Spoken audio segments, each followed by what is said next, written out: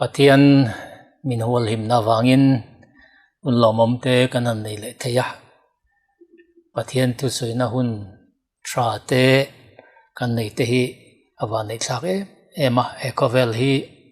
ti hian akal zela mi hring te kan nung chho zela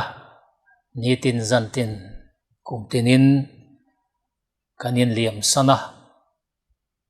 ti chuan an chenoyom kan ya wangin Khawvel thar kan lamang silawa tiang hian kanom ani chu wangin voina lalpa thu cha te lapuang theya kanun na zuwa om te hi lomom katia van nei ka intia pathian thatna ka chunga lolang hi lomom katia kalom em ani tun huna thu cha kan sei du chu Thalaite le Khawvel Hipna ti hi ania pathian thu kan lo chir masa anga mathai bungruk chang som thum le pathum ma chuan hei hi kan mo aram le afel na zong masa zo kro ti chuan chung zong chu apek bel cha don chu nia dang le chuanin mathaya bungsom ni le pali chang som pani le som pathum na tin suala la pundona wangin mitam jok mangai na alada yang nima sela atop thlenga tor pe piang chu chumi ngei chu chandamin a omang pakhadang kan en leanga korin thon ni bungruk chang som le palina ringlo mi tenen rualo takangong kolba donin omsu sual na le felnain enge introm nan nei ani lo le thim le engin enge in pol nan nei beliera le Krista po in enge inzom na an nei ani lo le ring tu chuan enge chandun an nei keni zong pathian nung biak in kan nisia pathianin anmania ko omanga anmania ka lengbokang tinan pathian kanianga ani po kami ten niang atiang khan chu wangin anjinga ta lo chu kula rangin omro thilbo lo reng po deksu lalpanati chudi chuan kalomang chunga intan pa kanianga nangni po katan fanu fapa in niang te ta ambongruk chang som pali atranga chang som pariat thlengin tikan anan chiar ani pathianin athu kan chiar te atharin malmin som sakro se Khawvel nunga kanoma sual na satakin apung ani ti hi pathian thu kan muwa zol nei zika po kan mo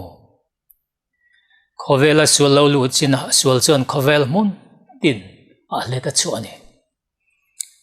sual thara lo piang chuak zela tu na phei chuan sual hi mun tin re nga adarta ani bere tun ma an kan mel khiat ngai lo sual thar rui lo chi rang te thil rang te olau takin atam ta min chim ta tun ma deu hun lai chuanin heng drugs khoi ching te hi mi hau safa thadu lo mitlem te an ne chin tuna chuan le thingtlang kilber ber retei ber in le lo thlengin heng sualin afanta ni tina in lo fa chop e zong chop fa te po an bang bik to lo ani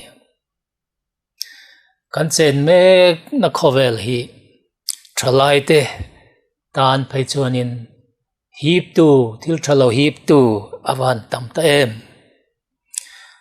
nin nunga lalpa chialo elenji hoiti tu soi hi lo chiar ilangin Thalaite nena thu cha phek zani som ko pasari hianin hian zia kani Thalaite tana hun thalawa kanom me kani khotlang su khle khrim hi Thalaiten an du zong an zui phal sakna lama a thledeu tlat mai tin ma na alo soi to ni Khawvel ngai na ta wang hian Thalaite Khawvel Thalaiten ko ran te anwan chu asan na sa em tunu nai hianin subtopic pathum amavelin thuan sai katuma Thalaite le biakina in khom ti te Thalaite le limlok thil ti te Thalaite le ko poison ti te mangin pathian thu cha kan sai do na ni kan riat thawangin pathian betura biagin kal khom mi Khawvel mun tina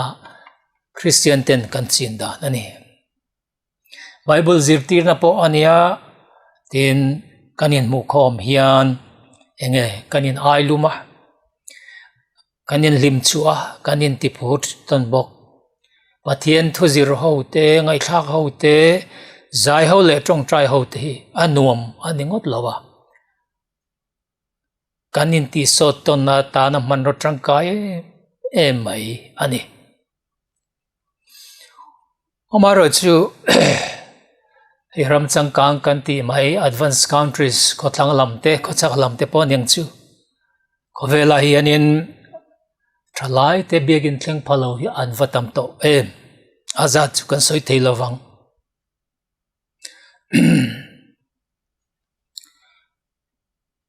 miom thei ho te chuanin India ramate po ania heng Mizoram ate po ani tranang mammo hi engkim an neya an du le an mammo ka an lei theya sum le pai an nei theya anin chunga an chenga theni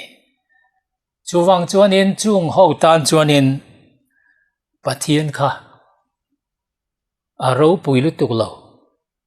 an mamona tleme em chung te wang po chu niang ramchang kang kan ti te Thalaiten biak in antlan sana in khom thin regular taka in khom thin te chu kum upalam an ni Thalaite mel mu tur awang emanen te thin chu chawni lo tun ma chon Thalaite po in biakin an ngai na ve thawani chuwangin biakin thatak tak an sa o rang rang ten tun a chon Thalaite loi tur an tlem ta nom tamang lo biakin lualum thei alo tlem tel tela muntam taka an rala chu tiang chu khotlang ramate khona tam mani biagin thleng phalo Thalai biagin ngai na to lo hi Khawvela hian antam ni Mizoram kan chenga engtinge keini ni ve don le Bible chuan then khatti da nanga in khom te bansan lovin in ti thathau jok ang u in ti thathau jok ro ni chu lo nai tel ti in ria da wangin or le zualin in fiton ro Hebrai bung som cha som ni panga alo te ne Khawvelam chuanin biagin an tlan san Thalaiten biagin an ngai na lo ma se kan pathian thu chuan in khom te ban san lovin in ti thathau jok ro then khaten an ban san ani chung ti dan ang lo jong chon om ro Khawvela nung zela hununga kan cheng chu wang tak chuan urle zualin in fui ro te ne pathian biagin te kan fransan turani haulo Bible thu zom du lawa Khawvel chak na lam ona kal hi alaom tak zetani chuwangin ramchang kang then khatia thleng me ki kan rama hian lo thleng ve palanga kan Adventist Thalaite zinga hian lo thleng ve palang ti te hi ilaw ngoi angu pathian biagina kal khom te in mu khom te la sak ho te tong trai ho te pathian tu zir ho te hi avalu atel tu chu keima ni kan ni chu kan ti du lawa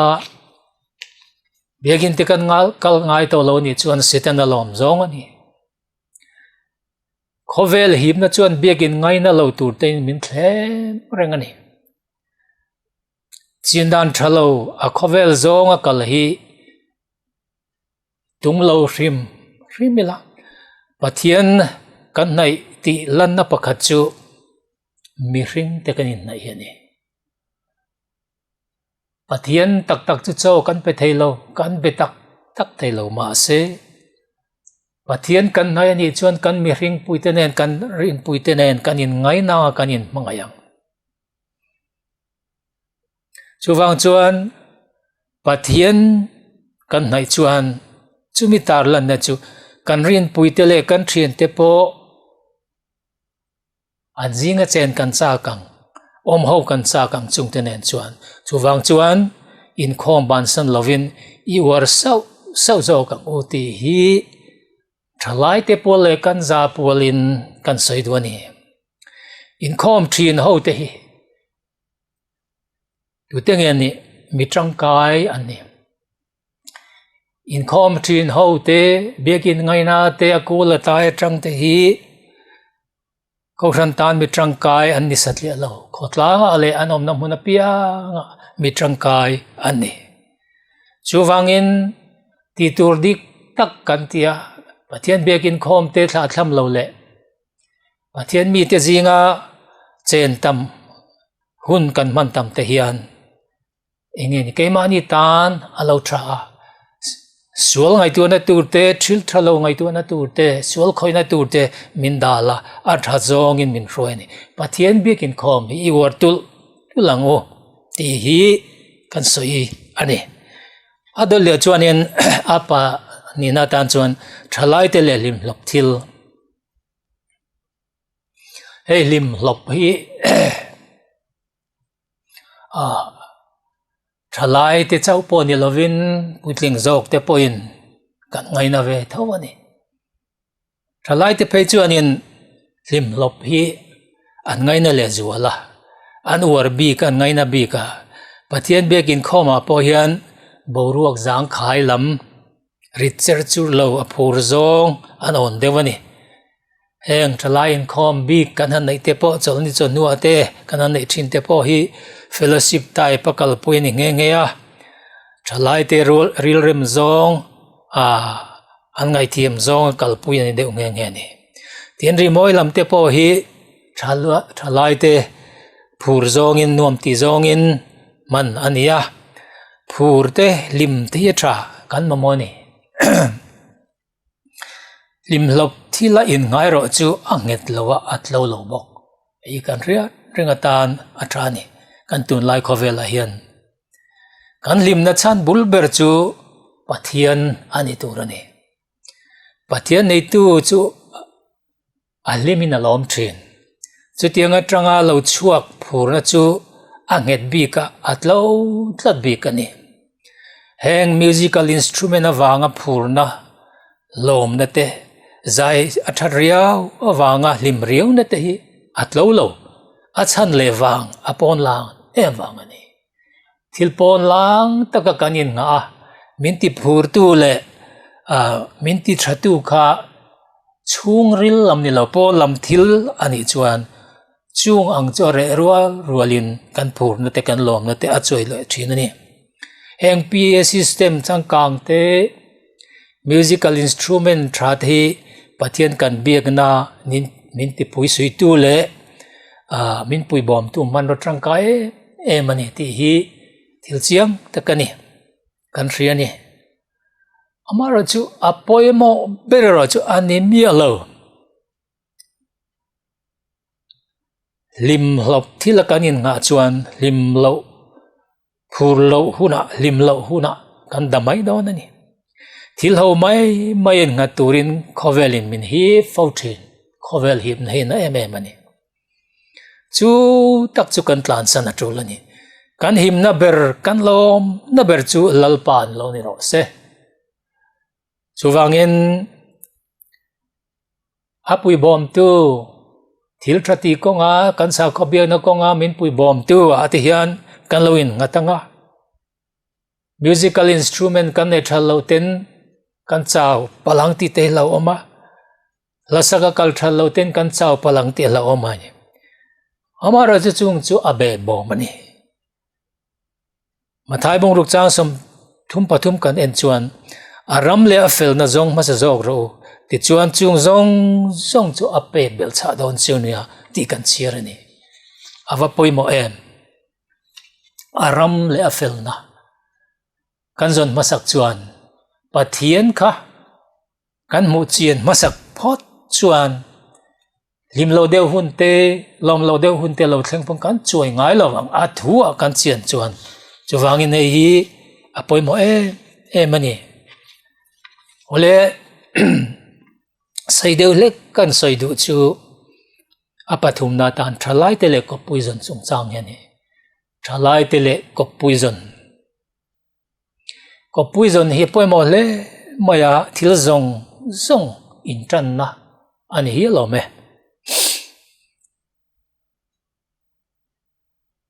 heng phim khur trul na siak rang te hi lo tar lang masaila a British Prime Minister hi lo ni to Sir Charles Winston a chuanin ti hianin alo soi ni chung ko hi khoi tang alo in tran nge tlang walin nula amai tangin ti ni avaril avasatli lo chu wangin enge mo mai maya nu pa in siam te ko ran rian mang lo le chung te pon rian mang le lawa in ruk ti te in lak ti te in nei ti te hi awan chi lo tlang walin nula amang etangin chung ko hi entranani LNG huai ti thu soi kan ngai thla anga Thalaite ne na thu cha phek zathum samlik pakona e chuang ani Christian Thalaite hi thian siam thua le nupui pasal zon kong an film kur em turani ring tu le ring lo mi in nei hi pathian khap burani lo ti dai to ni thian kan siam thua le kopui kan zon chung changa enge film kur satli poti lo film kur em turani ring tu le ring lo mi nei hi pathian ina khapurani ti mi ani korin thon ni na bongruk chang som palia kan thokum bible ring lo mi te nen rol lo takangong kol ba dunin omsu alo ti mokani Christian ni lo le Christian zinga ngei po ko pueta na i dom tak anom ngei ya Khawvel mi ta tanga thlir phei chuan Christian ni lo zinga le kan rin pui lo zinga hian kan rin pui te aya i dom zog le ngai nat om zog te hi anom firfur ome ma se enge ke ni ring tu te chuan enge kan da lin zog tu Testimonial volume palina phek zanga le pangana lalpa chia lo thu hi in chiar teang ring lo mi chu aril ru thale poni mai thei tingeti ma se pathian ko na chu a chan lo wang le chan dam na ro pui tak chu angai san lo wangin nu pui pasala an nei tlak ani chuang lo te ni ril ru chu a thale ni mai thei an en mai chuan amalen chung ko pon it om le ni mai thei ma se pathian ko na a chan lo wang le pathian thu kha number 1 ada lo le chan dam na ro pui tak chu angai sak mio lo wangin engtingeti nu pui pasala nei tlak ani chung lo ti mi mai ni avan poimo ole angong athui ti kha kan soi to kan soi zun zom don ani he dam chung mai ni lo Khawvel lo om tur thenga ngong thei thil ani he thil hi ti fu chuan atha tak zet ti fu lo ro chuanin arap tha kani heti kopa poimo ni wang hian sitona aronin ro na sa ema minti boe chak mani ahim bermai chu pathian dudan zui hiania nule pa le ko ran kaltlang ngeya in nei hi ahima athabok lopuk lok ti te in ruk ti te tlan dun tiang chi te hi pathian ko ran ho le pathian le ko ran ho zinga hianin lo om ve po ni sela pathian du dana ni lo ko ran du dana ni lo ti hi I hrit har le ngo setana ro chalom thung an hetiang kan chin hian ole than fu lo poesia tam tak sai tu ro manga oi ro tu tam tak zinga tlem te han tar langila nu pen rem lo te chuan in chung an ti om in hau le in ngir ngau fo an chinga chung ko bo ro garita fa ten rem an tingoi oi ne a hip khom tu bertur nu pa te kha rin na tu an to ru lova cholni te arol lova bible cholni le Khawvel cholni te aloni chuan en rem thailo tin in ngir ngau fo in hau fo te kha in hau ti ta na ram mai ni lo in chunga cheng fanau ti tan a ram ngoi ni chung ko bo ruak arita arit chu ram ngoi ni fa ti tan phai chon ram ta kani in rem lo na in chung chu rem mun te nau an ti thau ta ni mun nuam ber ni tur kha mun nuam lo pera an siam thin ani a chan chu nu le pa ber in mangaya in line ta thurwal tur anin thurwal lova anin rem lova anin hawa chung te tan chuan apoi em ani enge chu chuan a hin fa te ta na pon lam ngai nat na a ring ani chu thil thalo takani ole in hau na satli mai ni lo in then na athena nule pa in then na thena farra asiama chuan sual na fa te ruai fowani in chunga pathian in pol ho ne te po nule pa beran rem lo chuan thil har sa takani setena du zong in omol mani nule pa in rem lo pathian thu lo in nei in mangai zui si lo anin kara boruak thalo alo oma chuan enge thlen reom na mani lo re theina lungai na mang an na athlen ani chu mai ni leinem tual tha athlen ru ga thlen in su ma thlen avan rap thak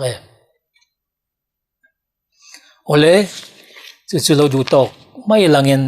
than fuin enge angong vele nule pa anin ngeya rin na thumun Christian chung ko tak an din chuan chung kwa chu van ram tem lok na ni faten Khawvel lam kot lai lam pon lam an ngai na lo a hi khom tu kha nule pa ni a hi khom tu poi mo ber thei chu nu kha ni mak ne tangani nu tha chu ana fa te in chung nuam te turin hip khom ani an ngai chuan chung ko bo ruak anuam alimom Krista lalna mun aloni Krista lalna mun luka mun nuam aomlo ti chuan Krista lalna in chung chuan amembar te lima anral muang ani ral mu na in thlen tu chu nu pa in ngai Krista in ngai te ani hetiang in chung hi chuan in angonga thui le saitur tam taka om ko ran te khotlang te le ram te in alok puye nu le patra in chung nuam Christian in chung tam na venga chuan enge ni khotlang nuam ani khotlang a thil thadu mi an tam te na ni chu tiang tam na chu ko ran a phui sui thina ko ran na anuam thina ti chuan ramin alo lok pui thin ani nu pa lotling te hi an valu em an lungoi ngoi ni sitana na ngai thailo sitana chuan ti bo hi chak mani chu wangin heng hi hrenga o in nei si lo chen ho Khawvel in a ching ma se pathian thu chuan chung chu a support lo 6 month ching te hi setanan alom zong ani setan alom zong ani in nei si lo 6 month nu pui pasala in siam si lo 6 month chin te setan lom zong ani setan huang chuan omani nu pa in thren te hi avatam ta em ramchang kanga te po tam em ani setan du zong ani hlotling ani ko hran lom lo zong pathian du lo zong ani ole Khawvel hipna hi anasa mani kan ti to ka Krista ngetlat kanilo chuan Khawvel hipna hi avana satak em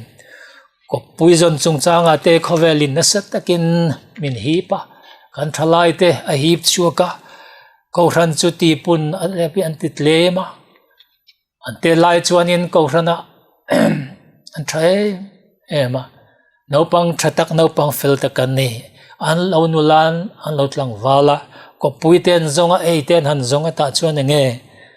pathian thu bopelin athadone montia bumin anoma ko hran chu sante lo tulta ava poi em ava han rap thlak em chu wangin ei in zo tiang o khoi ko hran atangin nge Isu Krista lo kali inga don khoi ko hran atangin nge Isu Krista lo kal hi kan nga don Thalaite hian hu nu nga hianin ramchang kang ten thil chin thalo an nei biagin in khom te hi kan tha da ve pal lo wange Khawvel hipna ni Khawvel chuan in khom angai lo biagin atang lo point pathian thu chir theya ngai thlak theya atok mai an tha chuang lo biagin ami te anti thin adik lo chu chu pathian biak in ngai na te hi mi tangkai le mi lo tling mi chen fak omani tin kan tarlan ta gang kan Khawvel chuan lim hlop na thalo lim hlop bol na angai na mani chuwangin hemi lim hlop thila hianin kan lo in ngat thui lu tu kanga kan lim reng thei si lo kan lom reng thei si lo wanga kanin nga na ka khata khana ni si chuan kan chuayanga kan hlatil telanga bekin in khom te kan tlatlamang Isu Krista yan in ngat miila atu so ring miila achang chuan lim lo deuh chang te ngui deuh chang te lom lo deuh chang te pang ma se tur ram tur atop thlenga tur pe piang tiang khan Thalai enton tlak deuh mai Bible kan mutlua mai tero Josepha chan sinte Daniela chan sinte kan mu kan sir ani kan zir ani Isaka te po kan mu ni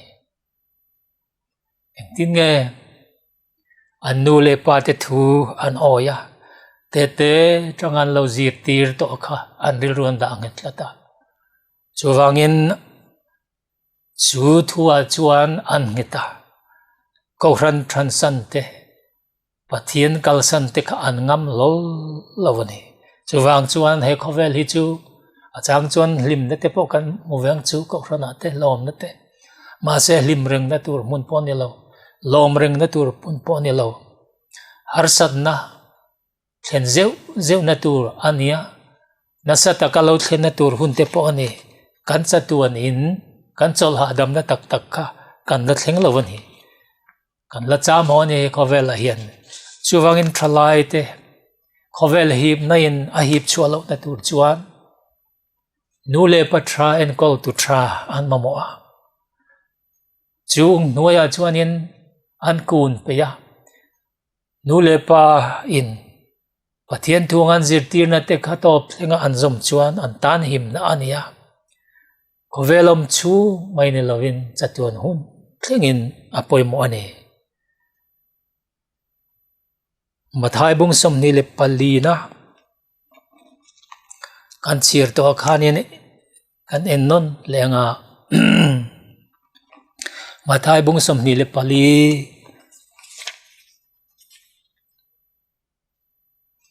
chang som pani na tangin tin sual ala pundon awangin mitamjok mangai na aladayang ni masela atop tlenga tur pa piang chumui ngei chu sandamin omang tin heram chanchin tra hi namjong zong hriat tina turin Khawvel zong a hrilin omanga chumi zo chon top na chu alo thengang ti kan mone Khawvel a hian eng chen nge kan la cham don kan trelo sandam tu chueng ti ka nge lo kir don ani le thla ril kan de lo Khawvel hun nununga kan cheng ani ti ro chu chiang takin kan thei chuwangin he hun nununga hian Khawvel hipna na se emai Thalaite ta na big ta ka tur le lom tak huna kan cheng ani rin na tak le ti tak ne na pathian zong kan muwa pathian chu engtiklai pomin tran pui tu kan som chuan heng Khawvel hipna hian min hip ne lawanga hip chu in kanom lawanga Isu Krista hovin leithara chuan sual nu mom tolo na muna kan lakal khom don ani chu churing tu ten kanin nga na ber le kan thuropui beran Isu Krista hilo kal le don lovin ami te hi ron lam le don lo ni selang chan awan rap thak don em ma se pathian chu athutiam achianga local voi khatna ahun taka Khawvel ron rapa Krista chun tunayan kantan mindil sakin oma local le huna chuan rel diknane pathian thu rel to sa do soi ngai lo ten an chin chi avantir ko thiang lim ten chin chi record mangin ro rel anianga chung huna chuan Thalaite u engko thana tangin nge Isu Krista local hinga kanjawai hian engko thana tangin nge Isu Krista local hi kan muat len don he Khawvel chuan lungain mangangin ommaila nomlo changte omma se Khawvel ti buina te tong thin maila atop khoka chan chatuan innuama eng maina hilfia thailo Khawvel thara ring tu te chu kan la cheng za don ani ti hi Bible in min thrila pathian thu in min thril hi ada don lo ani ti hi I ringan o Khawvel hip naina min hip chua thailo na om chun chu Krista om nget tlat kan ni chuan sitan le ho ten engtin ma min ti thailo achak ber Christian thu min tiam to anei tu alaya da eng kima Isu Krista hi kan nei chuan hip chu in kanom lawang Khawvel hi chak na te chopin aboral me kani pathian du zong ti tu te ro chu kumkhwa in nomrang kumkhwa a omreng turin pathian hi ibelang u athua hian ni chingang u Khawvel hip na te hi nasa lema se Krista omnget tlat kan ni chuan Christian min ni sak donen pathian e thumal song no se amen